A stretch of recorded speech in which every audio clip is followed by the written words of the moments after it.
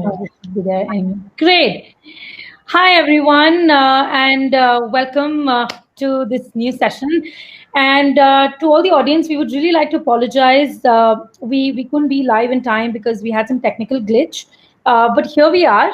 And I'm going to quickly introduce you to the entire panel. In fact, I'm going to ask them to quickly give us like a round of introduction. So, Sunny, we will start with you. If you could just give us a little brief about what you do and how you're a part of the travel industry.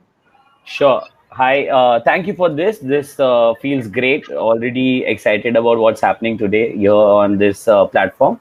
Hi, my name is Sunny Awasthi. I am the co-founder and CEO for Motojojo.co. It's a startup made for creating experience in the indoor and the outdoor for people to network and connect and to come together. The idea of travel for us is a saying called as Atatu Gumakat Jigyasa.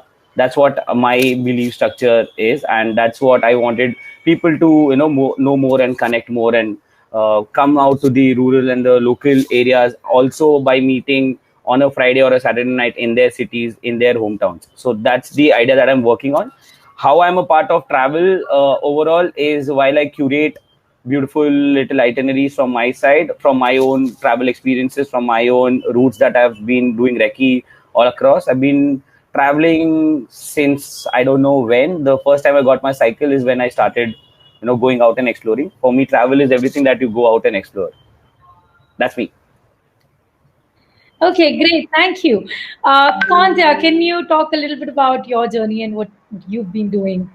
I'm basically a journalist for almost 17 years. I was the editor of the Times of India in London. I used to cover the whole of Europe and UK, the 29 countries. And then I became the first European Union Diaspora Fellow, under which I had to be in 11 countries of my choice in Europe, discovering and documenting Indians who took the great migration story and made Europe their home. I've been doing, photography is something which is like a poison, and it's just completely kind of engulfs you, and that's what I do. I'm a photographer, I'm a journalist, I'm a writer, and I run this project which I've been doing for the last 1 year called Project Bismillah, which is how to combat false and negative propaganda in a place of conflict. So it's basically using all forms of creative art to talk about Kashmir and take people there and show them that that such incredible beauty and hospitality at our backyards. So we don't really need to go anywhere. So that's Project Bismillah, and that's me. Great. Next up, we have Hannah. Could you just quickly talk about what you do and tell us a little bit about?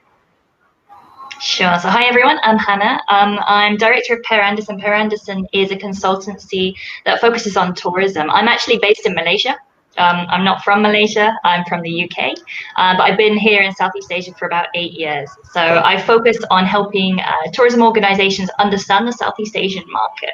And more recently, during these kind of COVID times, I've been putting together a weekly report every Sunday night about the impact of COVID on Southeast Asian tourism industry. So if you want to check that out, you just search Pear Anderson coronavirus and a bunch of stuff will come up.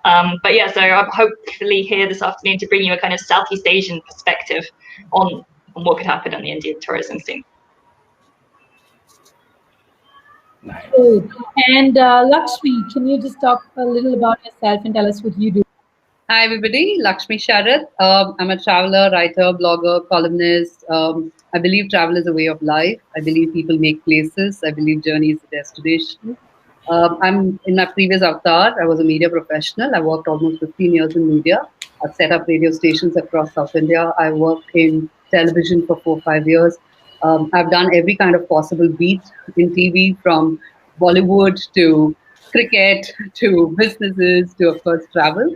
I made the transition from being a functional creative content head to a business head, and then I just decided after 15 years of corporate life, I just had enough. And it's been 10 years of being on the road, charting out my own journey, and I've enjoyed every moment of it, despite being locked down, I would say. Thank you so much for being here, and it is really lovely to meet so many of you guys and listening to your stories. Brilliant. I'm so happy to have all of you all. And I'm not going to waste any more time. I'm just going to straight go to the questions because I have some really interesting questions here.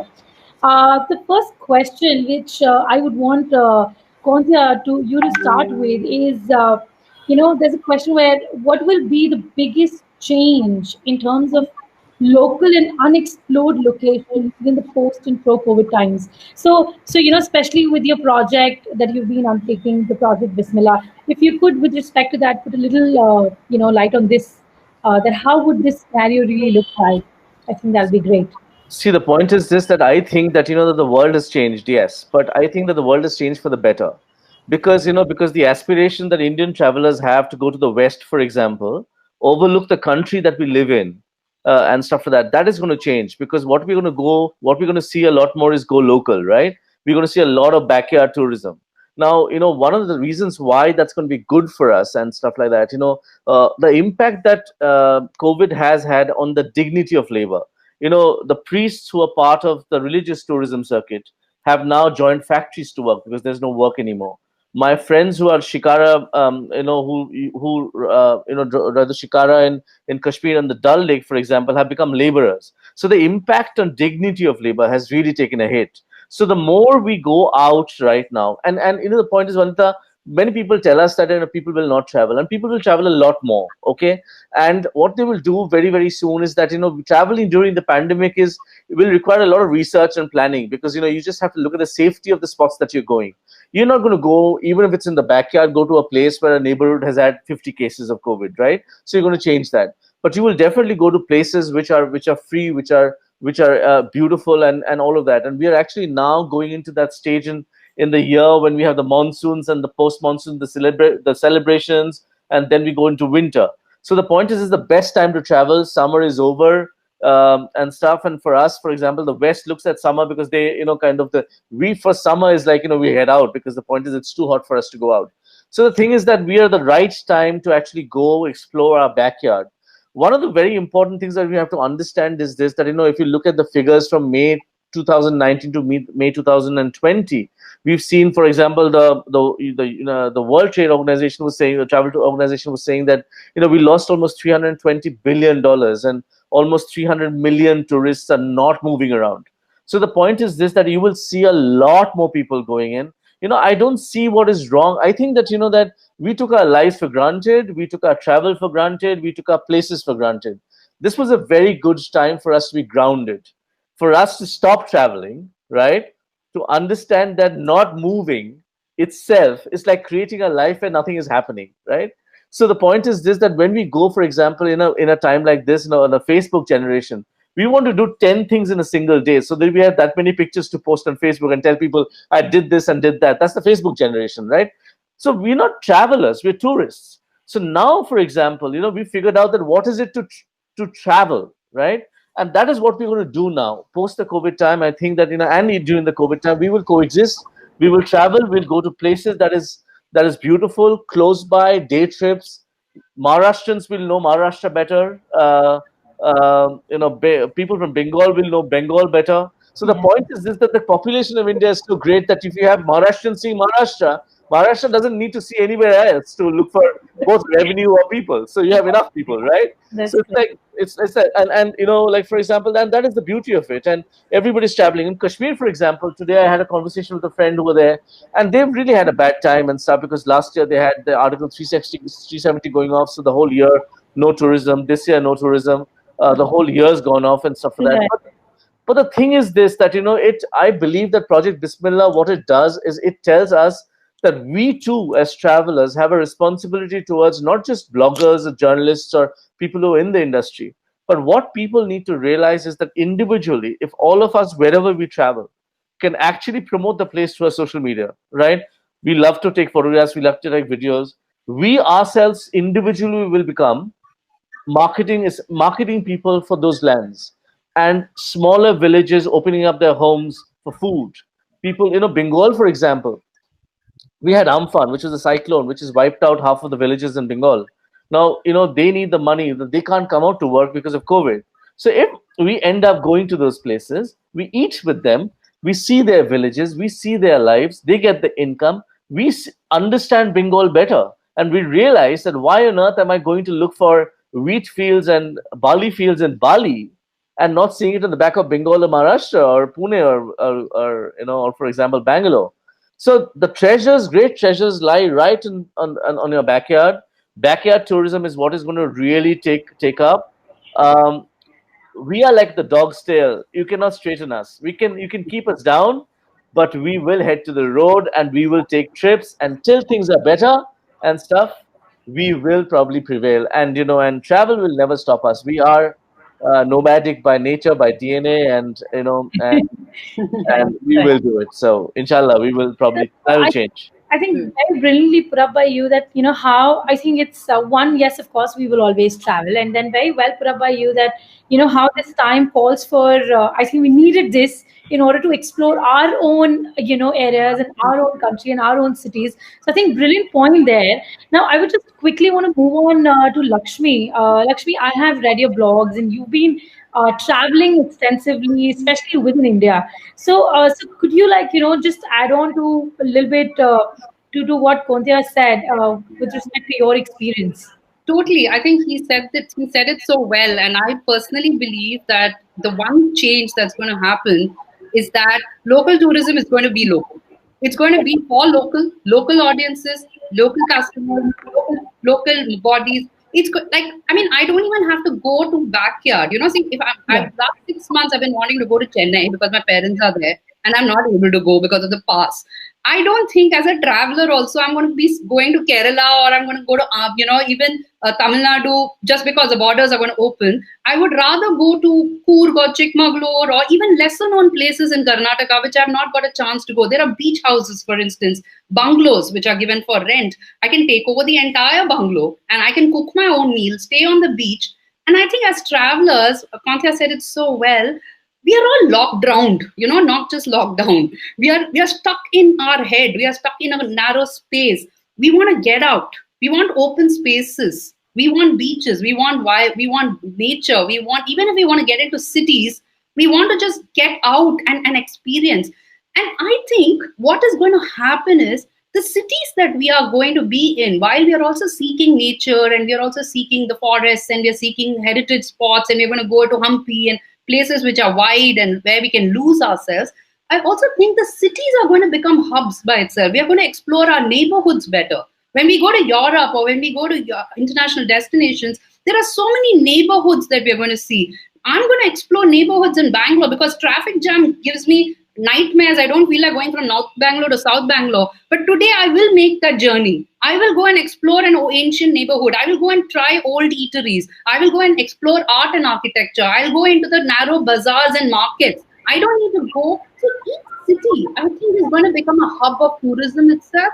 I think Mumbai will be a hub. Chennai will be a hub. Bangalore will be a hub.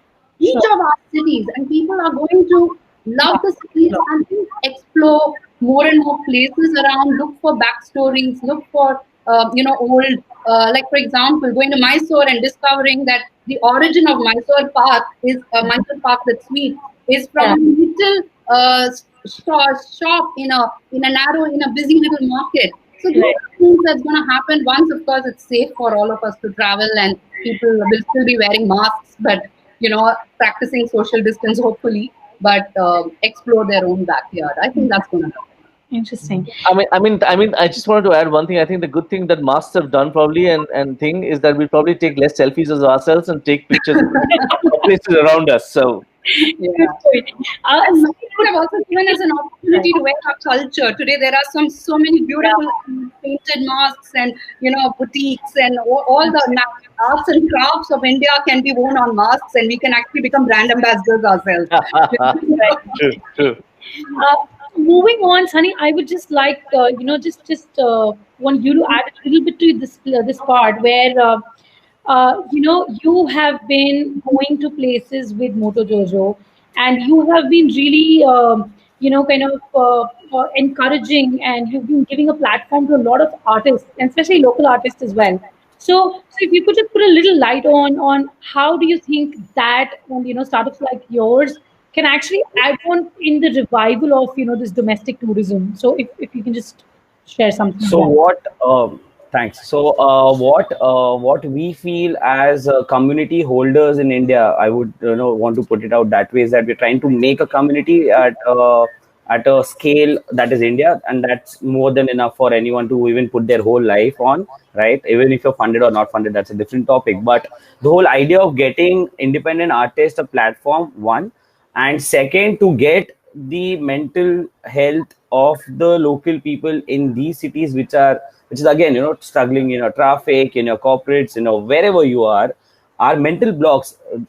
We, as Motojojo, we were trying to work on fixing the mental block while giving you some nice art form in your own city, so that you know the unknown a bit, and then you keep exploring more. So my idea of Motojo was to make people connect in cities and then go out to the rural areas and explore those rural areas as a community.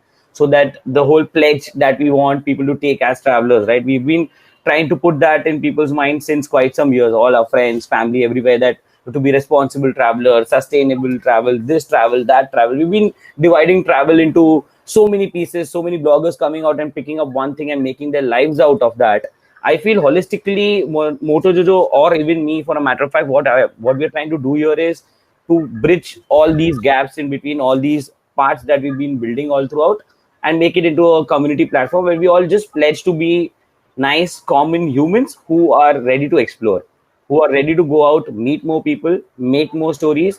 And correctly said by Mrs. Sinha and anyone who's been talking about the whole local tourism, everyone is talking the same, that we're going to go back to our areas, to our local areas. Yeah. Even in Bombay, what I've been trying to, promise myself is to travel at least 1 hour a day on my cycle or on my bike or on my car, however, walking, jogging, but go and see the side of my Correct. city which I've not seen. I Sure. came across so many beautiful places, so many trees. To be honest, like I was trying to find trees in Bombay. Metro has come in, so much has been already done to our city. I went out to just see trees the whole day. I have no idea about trees. I didn't do any research on the names. I am not doing any research. I'm not putting out a blog. But what I feel inside and what my brain feels is massively huge in terms of how I feel peaceful about my own locality. I feel that's what is going to happen. And any platform or any travel company or any person, any blogger, any media person is going to preach the same. I think the pandemic has done us a great favor that we all have come on a same page once and for all. Great, great. I think what I've been picking up in bits and pieces from all of you all is so far that I think traveling locally is actually making us explore the little things as well, and actually helping us explore our own localities and our own little cities and states that we live in first before we actually go out and start exploring the world. So brilliant on that part. Hannah, I have this particular question for you, especially because you are in the international market and you're also dealing with a lot of Southeast Asian companies. How long do you think would be expected in this time for revival and the compensation for the loss that has been done both in international and the domestic market? So how do you think the businesses are going to revive, and how the locals can play a part in that? Yeah, well, it's a big question, no pressure, but yeah, I mean, in terms of how long, realistically, it is going to be a long time. There is no avoiding that. I mean, if you're looking in Southeast Asia, a country that was doing really well was Vietnam. So Vietnam, up to a few weeks ago, had only had a few hundred cases.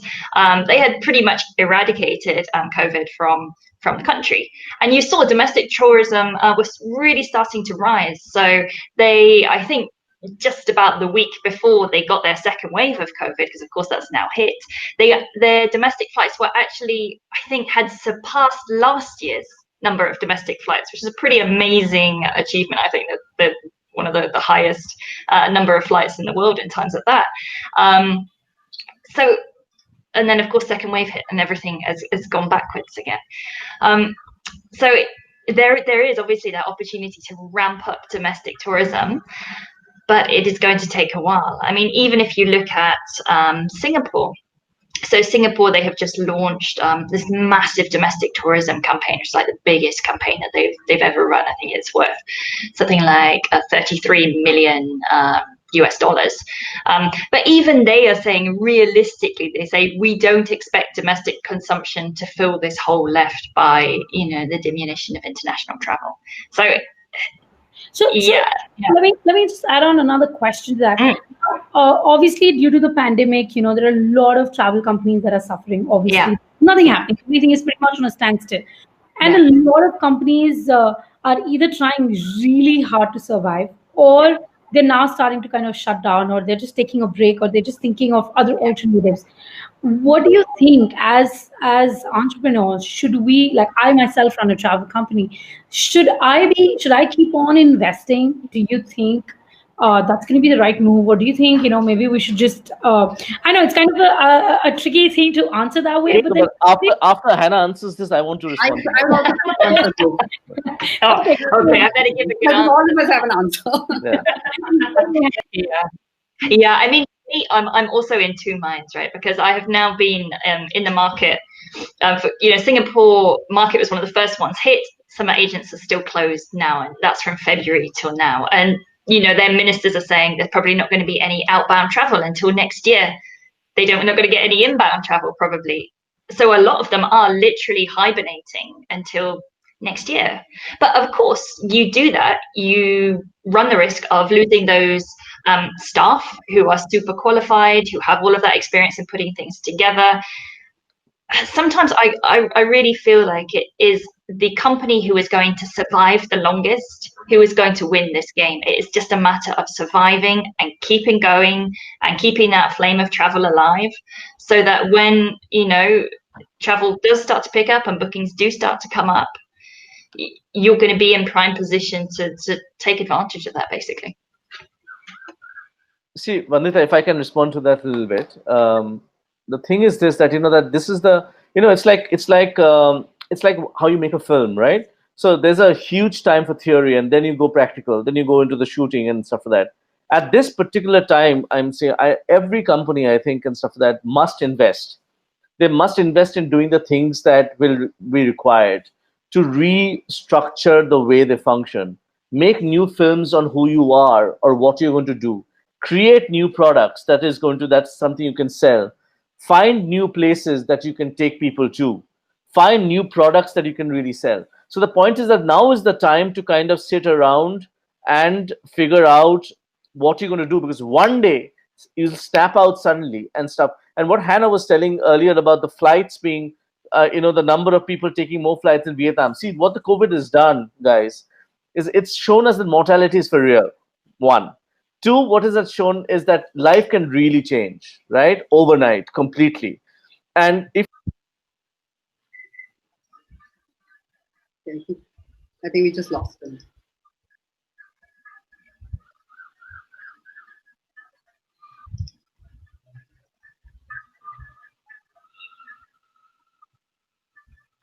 Kushal, please just check once on backstage. I think Kounteya must have he just exited the stage randomly.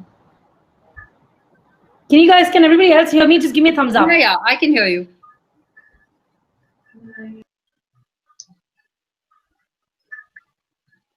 Okay, we lost her as well. Okay, can you guys hear me? Give me a thumbs up. Okay, great. All right. Okay, till the time we get what I wanted to say. I think I have two things to say to this, because I just recently did 2 workshops. The first workshop that we did was for a bunch of, it was an eclectic group of people, and we got people. I was essentially expecting on students, and because I did this with IITTM on content marketing and branding and writing and how to do social media, how to build your business using content marketing and things like that.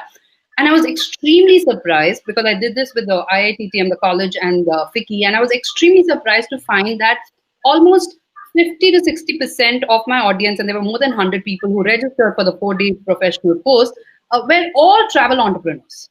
And they were all hotels, they were businesses And they all wanted to upgrade their skills. They wanted to learn how to do content marketing for themselves. They wanted to know how to do social media. They wanted to know how to build their business using content. And I was like overwhelmed when I got so many responses which said I was down in the dumps. I didn't know what to do, and I was stuck. And this for me is a new lease of life, because now I know I want to rework on my business, and I want to rework on my identity, and I want to rework on my thoughts. So I took that as a cue, and we did, along with another professional in the industry, Lovely from Panache, we did an entire workshop of about 100 people, only from the travel industry. This was only targeted hoteliers.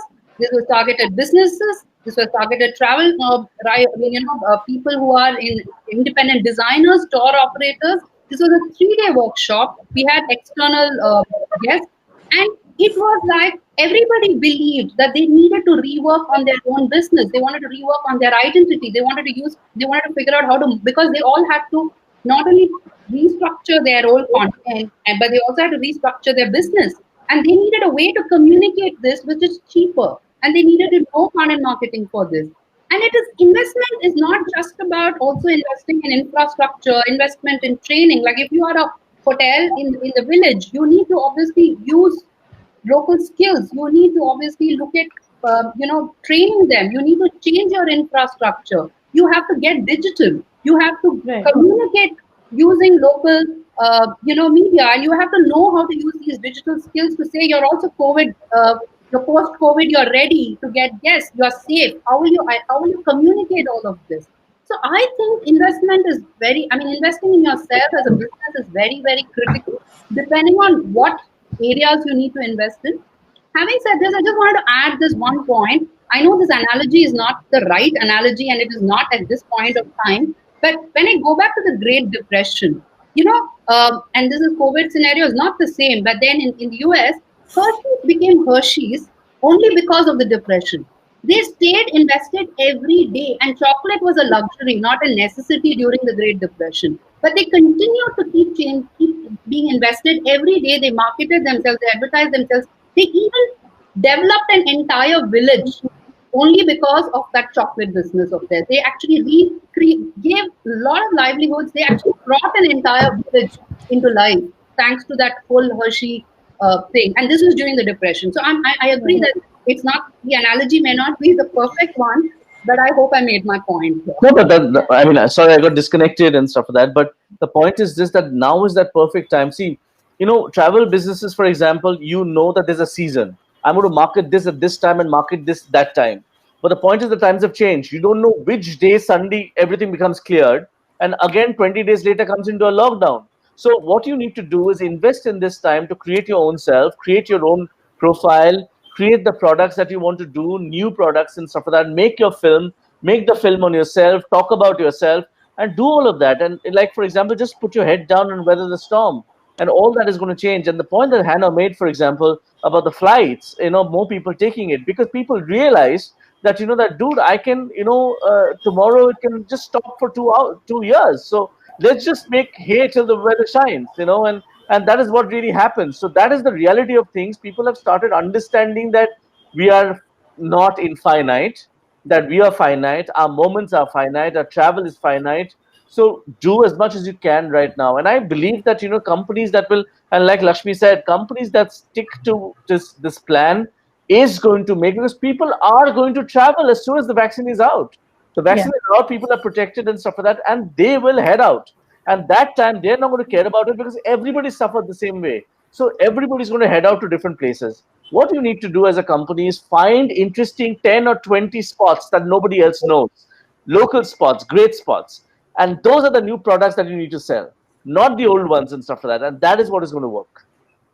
So even I was just, obviously we are a startup ourselves, and we were like really contemplating the whole idea of what we should be doing during this COVID time, and should we just kind of put everything to the back burner and just wait think for things. But then I just read this quote somewhere where it said that the biggest crisis times call for the biggest innovations and opportunity times. So I think with on that note, I am definitely taking this key takeaway from you guys is that this is the time where we can innovate, we can experiment, we can try different things, we can collaborate. I think that's one of the most amazing things that we can do at this moment. So great. Now you all have been traveling extensively in your local regions. I want to know a little bit with respect to how do you think one so give me like in one line answers. How do you think local people so like Kounteya mentioned that how it was interesting to actually go and meet some locals and interact with them, but how do you think if as a local, if somebody is visiting my city or my country, how can I add on in this whole revival of tourism, and how can a local authority like maybe a tourism board or the local bodies here who kind of ensure a lot of things, how can they contribute towards the revival of the tourism in their area, in their region? So let's start with you, Sunny. Yeah. Yeah. So I was waiting for speaking something here. So I was thinking about say Amitabh Bachchan coming out and promoting Gujarat, right? Or say anyone coming, like one state government coming and telling people that come to my place, come, like the Madhya Pradesh ad that we saw recently. Like these are the efforts that the government will take, right? On the local part, your first question was about locals. So on local part, I think locals will adapt and evolve. They are the ones who are going to get their livelihood sorted, right? Travel operators are the people who are going to get the common people from the country to their local households or wherever their operations are, taxi drivers, everyone, right? So this whole part of entrepreneurs who are into the travel sector who are going to sell the final product, it's their responsibility of understanding how the people will react in terms of taking precautions or maintaining social distance or the spots that we have to go to, right? These are three things that we need to see. As Mr. Sinha said, we have to literally buckle up and again go out on the road, find new spots, and literally put out our products out. One. Second, when to put out the products, that's the biggest question every travel operator has, because it's all seasonal. Because if I have to put, say, winter Spiti right now or winter Kashmir right now, I can't, because I'm not sure if November, December, it's going to be the same or not. Whether of thinking of marketing, if I just have a plan ready, if I have my processes ready, if I have my target audience ready, if I have my social media ready, if I have my brand presence ready, if I have my LinkedIn ready, Facebook ready, Instagram ready, Tumblr, so many platforms are there. Even on one platform, if I can create 1% of difference every day, I think we should wait and survive. That is what we have to do. In terms of understanding our local audience, our community of consumers, I would say community, because we all have to make sure that we think of our users as our own community, to take that pride in saying that it is my community. Understanding my community and giving a vision to my community is my responsibility. When to do it, how to do it, how much do I invest or how much do I don't invest. For a matter of fact, Motojojo on 10th of August is laying off 9 people straight. All my team members, I've written down a nice email to them, called them emotionally, talked to them, told them, okay, I cannot survive without any revenue coming in from my ticketings, and digitally we're not finding it that great to host such cool events and make people connect. And we tried everything in the last 4 months. We invested, we made losses, but at the same time, what I will be doing as a business owner is I'm going to put it out in a video format or in a blog format to my community, saying that I am taking a break. While I'm taking a break, this is what I'm going to do. I'm going to connect to you every day. I'm going to put podcast. I'm going to put post. I'm going to share my own life with you all. I'm going to take you all for my recce trips. I'm going to take you all across the country, show content digitally. I'm going to connect to you every Saturday morning on an air meet platform, right? So these are the things.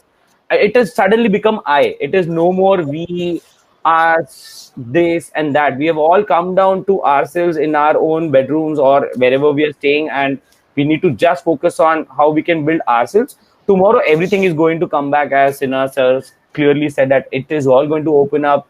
Medicines are going to come in. Flights are already getting full. Even I could not find a flight ticket to Lucknow again because things are back again on track. Things are coming back. Are we going to be there on the racetrack, standing there with everyone? Is the question right now. We have to solve it in our own innovative ways. No one can give you that secret sauce ever. I have been listening to a lot of people. I've been talking to a lot of people. I personally, at the age of 28, I feel I've lost a startup where I've invested every penny from my family, from wherever I could pick up, traveled so much, experience, everything is there, right? I'm a good CEO. But instead of blaming myself, if I just see on making myself 1% every day, satisfaction and keeping your head down, that's it. It's going to help us all very, very clearly. See, Vandita, the point is this: that I don't know when was the last time anybody looked at a Gujarat tourism ad by Amitabh Bachchan and said, "I want to go here." Right? Today, everybody, for example, I'll give you an example. When we were in the backstage, Sunny was talking about his village and how he went to his village and stuff and the thing like that, and how he stayed there.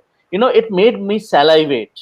Do you Yes. understand? By even listening to that, the first thing I want to do when I actually go to Lucknow is to go from there to 2 hours to find out Sunny's village, because that is how it is. Today, for example, unlikely heroes will emerge and needs to emerge. Everybody going around one photograph of a place and we decide where to go. We don't look at large scale, organizations or states today spend so much money on Shah Rukh Khan being the mascot for Bengal and Gujarat being Amitabh Bachchan and stuff like that. The mascots should be people like Lakshmi, should be people like Sunny, should be people like you, Vandita. Hannah should be the person who I should follow to know where I need to go to Southeast Asia, because you all will tell me exactly that photograph that's going to tell me, whoa, I want to go here. My mother looks at a photograph every day and tells me I want to go here and go there, right? And stuff. So we don't look at campaigns and stuff and large scale campaigns. So instead of people spending, states spending so much money on giving people, why don't you actually, states should actually take 50 bloggers or 50 writers and take them to a single place and tell them to see this place, right? And stuff. And that is really going to make the change. Because today everybody looks at that image and decides how to go. And the second thing that I have an advice for Sunny is everything that you've said is fantastic and stuff. But one of the things don't do is never show where you're going for your Reiki. Because right now the reality is this, that there is a lack of resources, there is fear. There are people who will not go to travel, right? So survival for each one of you and us is going to be difficult. Okay. True. So the products are going to decide who survives. Little bit of the product goes out, then you will have competition. So it's healthy competition, it's great competition. When Lakshmi was talking about the architecture of Bangalore and stuff and the by-lanes and stuff like that, again I was salivating. I wanted to go there. I wanted to do that. I mean, I'm not thinking about going to Switzerland or Portugal and things like that. I'm actually going to see my country, and I'm going to actually look at your posts to decide where I can go, because that's going to be more real. Because 90% of those ads that come out with big mega superstars are all bullshit. I mean, you will never come to Bengal and see a man dressed like a Krishna playing a flute in a foggy day. There's fog one day in Bengal in the whole year.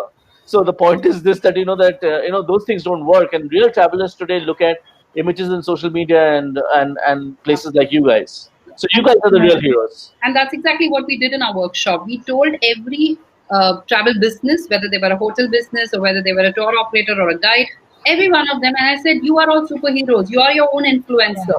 Go out there and create content. I mean, a lot of these travel designers have traveled all over the world, all over India, but they have only been busy selling their products, not themselves. They have not spoken about their experience, their insights, their ideas, their personalities. But then it was like, oh man, I can actually shift my focus to do this. I can create a lot of interest. And use content marketing to promote yourself, your brand, your business. I mean, that is what is something that you could all do at this point of time. Another point I want to make is that we spoke about brand ambassadors. I think everybody out here is a brand ambassador. Your local guide is a brand ambassador. Your chai wala is a brand ambassador. There is, I don't know if you've seen these movies. Of course, it's a slightly again, a different kind of an analogy. Marriott had these two bellmen. They've created movies where they're using the bellmen to tell the story of the brand, and of course, it's done in the form of a movie and not really a narrative. But you could actually create characters and personalities in your own, and be storytellers yourselves. You don't have to look out for stories. You are the storyteller, and the stories are about you. The characters are in your own business. And that is a great way to kind of be local brand ambassadors ourselves and build our own brand and build the brand of the destination. With respect to local authorities, I think it would be great if local authorities. I recently read somewhere that the tourism board, Indian tourism board, went to Colombia and promoted India to Colombia. I think if they diverted funds from Colombia, spending money in Colombia, and do it in their own country, and I'm sure they will, because they've been doing these amazing webinars on the, on various. The tourism ministry has been doing a great job. If you've been watching the webinars that they're doing. But I think that's what they need to do. They need to align with the state tourism boards. The state tourism boards have to align with the local bodies. I think all advertising efforts, marketing efforts should be concentrated and focused on. I think we all have to get hyper local. I think that's the buzzword. I think before we're pretty much we're a little pressed on time here, but before we move on to the audience questions, because I have some really interesting questions there, Hannah, I just have one question from you, which is, do you think, how do you think that international, companies that are specializing in international tourism, how can they, or why should they, and how should they jump into this game of actually promoting local tourism more in India, in Southeast Asia, and why is that important? Yeah, if at all. Yeah, I mean, it's a big jump, I think, that most companies are finding, particularly if they're dealing with international travelers, because I think how a lot, this is probably applicable to India as well, but certainly in Southeast Asia, how a lot of domestic tourism is geared towards international. So the products that are developed for international. They're not necessarily developed for domestic travelers. So I think what these travel need to do is they need to be looking around, talking to locals, just thinking themselves, what do I want as a local? What would I travel? And trying to somewhat towards that, because it must be domestic travel that they're going to be having for at least a short time if they're looking.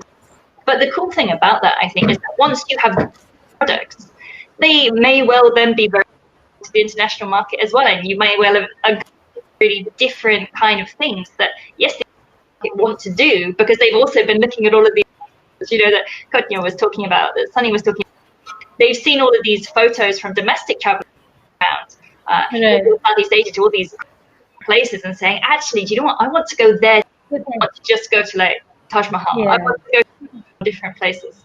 Right. No, because Vandita, one point that I just quickly wanted to make was that, like, for example, when you have, earlier, before COVID, for example, families were working, right? Nuclear families, two husband, wife, and children, they were all working and stuff. So they would plan a holiday only closer to the date of the holidays, right? And then decide. Now, for example, the new world, the new age, everybody's fried, right? Everybody's dead that they're not moving around. So the planning of where they want to go, when that thing opens up, is going to be made now. So if you have your videos and if you have all your communications material out right now, people are forming opinion right now.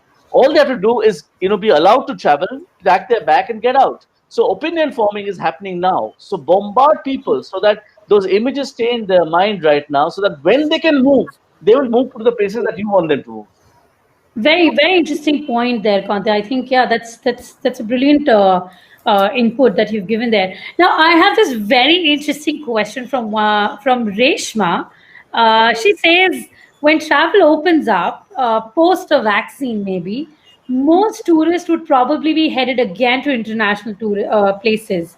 So do you think that the focus on domestic tourism is short-lived? That's a very interesting question, Reshma. I don't think so. I don't think, because I think while there are people who would still be interested in going abroad, I think a lot of people are going to take baby steps even after the vaccine comes, because one really doesn't know much about this, this COVID, and every day they're discovering second wave and third wave and stuff like that. Yeah. So while and a lot of us are also short, this money, this financial crunch happening. So it's not like you're going to put your first money out there on an international trip. I think domestic tourism will become the main thing, and international tourism will be only additional for somebody who has that extra fund or who wants to try something in addition to domestic tourism, or maybe for a special occasion they want to go. And even if they do go, they would go to tried and tested waters where they know it's safe. They may not want to take long flights. They may want to try Southeast Asia, for instance, which are the safer countries in Southeast Asia. So or maybe islands where, like, which are offering, where there's a lot of space and you don't really have too much of people crowding in. My personal gut says that domestic tourism is here to stay. See, the point is this, that in India, for example, is super rich, right? That's only 1% of the population. India's strength, for example, is the middle class. That's what the people who travel the most, right? No middle class right now is going to want to go to a foreign country and get stuck there for a month. They don't have the money to pay, right? So the point is this, that, that, like, for example, the honeymoon couple that went to Maldives and got stuck there and finished off everything that they have and probably gone into, like, debt, right? So middle class families are not going to look at going into long-term travel, international travel right now, because they won't want that suddenly the thing changes. Like Hannah said, Vietnam was opening up. They didn't have any cases, and suddenly the second wave hit. What was part of the second? So you don't know when a wave hits, and stuff like that. So unpredictability of the place. So if you get stuck in a foreign land for 20 days or 30 days, you're finished. You're bankrupt. I don't think that choice. I think domestic travel is really going to dominate the market now. We want to add on here quickly, small one. So looking at the corporate and looking at how the corporate has put everyone inside the house and are also ready post-pandemic also to keep it like that. The whole what you are doing, Vandita, for a matter of fact, for traveling in the outdoors and actually working from the outdoors. This is going to explode. One thing. Second, when it explodes, it is obviously going to be in our own cities and near to us, right? If I can give a nice stay in Coorg and I can tell that, okay, 2 months ke liye, I'm going to take care of your day routine in terms of just touching you for half an hour out of that 24 hours of your working lifestyle, where I'm going to make you do a very little of a yoga session or a sound therapy session every day, right? Just going to touch your work schedule somewhere or the other for half an hour, 1 hour, can curate some nice diet food for you, right? And you're going to stay in Bangalore, pay 25,000 rupees to stay in Bangalore, but you're going to spend 35,000 rupees, but can stay in Coorg, in that bungalow that I'm talking about, where I'm showing you the video and showing you the lifestyle of a working person there. It will be far more easier to sell than your packages to Manali or your regular Shimla packages to the youth of the country right now. The youth of the country is looking out for options to go somewhere, not Maldives, not outside India, but really close to them, really on a longer term, rather than just a 10. You tell me that, or anyone for a matter of fact, okay, I'm going to send you for a 5-day vacation. They're going to plead you for more days. People need more time outside now. People are fried. So it is going to stay. But in the longer run, we all have to prepare now. Like, say how TraWork is preparing now, that, okay, tomorrow, after a year, people will pack their bags, leave for 3 months, take a tour while working, and then come back to their home just to relax. Like, home will be where we will relax. I recently had this very interesting realization that I had, was that have you noticed that how people born in the late 70s, 80s and 90s are all exploring travel in the exact same way right now? So for us, if you would notice, the market is bigger than ever, because like a person in his 40s wants to work and travel right now. That is what I'm experiencing. A person in his 30s wants to do that, and a person in his 20s wants to do that, and even students now want to learn while they're traveling. So I think the market has technically become like really big. And if I look at myself, or if I ask you guys, how do you look at yourself in your 40s and 50s, is a lot different than how people maybe right now are in their 50s and 60s. So I think that you would no longer have that barrier that, oh, I'm just 25 and I don't want to travel with a 35 or a 45, because hey, I'm going to be 45 in some years, and probably I don't see myself very different from what I am right now. So I think our market has really expanded, right?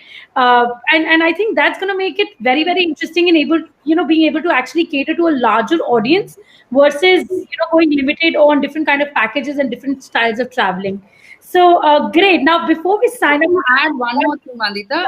I also feel that when people want to get travel, they want to just travel. I don't think they're looking for experiences or destinations. Like I said, right now, the anxiety, we are all like locked drowned in our own heads and in one tiny little room. yeah, Just want to get out. And if I had that money, I would do a staycation in a 5-star, which is telling me it's safe to be here. So my first priority would be safety for me, my family, and the next priority would be to just relax, unwind, do maybe a spa, go for a walk in nature, you know, just spend more time with just experiencing nature and spaces and openness. Even if I want to do a couple of experiences, I would do that. But I would look at mindfulness, I would look at slow travel, I would look at, which is mostly based on, if I'm a trekker, I just want to like trek and kind of live in small or go to small villages and stay. So I'm going to be doing things based on my interests and my and I don't think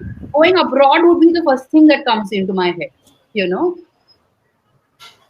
that's very well said. Now, before we sign off, I'm just going to take one last question, and we just have 2 minutes. So, like, I really want to be now. There's this interesting one which says, "How does one propose to reduce higher tourist footfall in order to safeguard limited local resources?" So, I think if I can reframe this question, obviously a lot of these different places that we're talking about, especially the remote regions and the rural regions, they're not equipped enough to maybe cater to a lot of tourists.